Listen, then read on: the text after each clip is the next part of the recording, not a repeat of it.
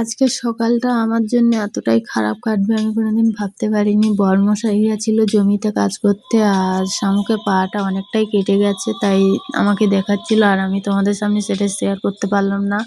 কারণ কাটাকাটি ভিডিও বেশি চলে না, ফেসবুকে রিপোর্ট মারতে পারে। তার জন্য করে আমি আর তোমাদের সামনে শেয়ার করলাম না।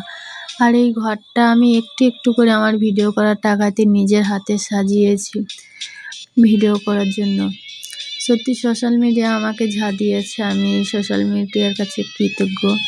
আর তোমাদের সাথে গল্প করতে করতে আমি এখানে ঝাঁট দিচ্ছি। তার মধ্যে বাবা ফোন করেছে, দৌড়ে গেছি ফোন আনতে। বাবা ফোন করে আমাকে জিজ্ঞেস করছে, তোর মার অন্নপূর্ণা ভাণ্ডারের টাকা ঢুকে গেছে, তোর কি টাকা ঢুকেছে? আমি বাবাকে বলছি, না আমার তো এখনো টাকা ঢুকিনি। আর তোমরা কারা কারা এখনো অন্নপূর্ণা ভাণ্ডারের টাকা পাওনি আমার মতন একটু জানাও তো। জানো তো বন্ধুরা, আমি প্রথমে অফলাইনে পঞ্চায়েতে গিয়ে ফর্ম জমা দিয়ে এসেছিলাম, কিন্তু আমার হয়নি। আবার অনলাইনে জমা দিয়েছি, তাও আসেনি। জানি না পাবো কি পাবো না। আমি তো কোনোদিন লক্ষ্মী ভাণ্ডারও পাইনি, আর অন্নপূর্ণা ভাণ্ডারের টাকা পাবো কি না তাও জানি না। যাই হোক, তোমাদের সাথে গল্প করতে করতে আমার ঘর ঝাড় দেওয়া হয়ে গেছে, ঘর মুছছি।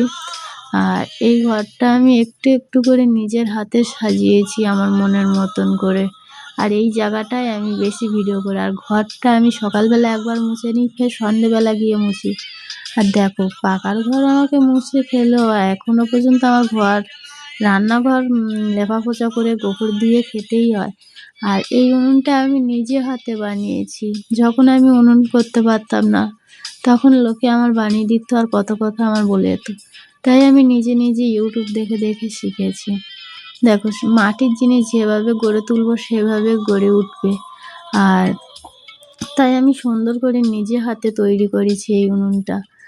আর এবার তুলে নেওয়া ছাই, উনুন গোবর দেওয়া হয়ে গেছে, ছাইটা তুলে নেওয়া। আর তোমাদের সাথে কথা বলতে বলতে ভুলেই গেছি সবাই কেমন আছো, ভালো থাকবে, সুস্থ থাকো।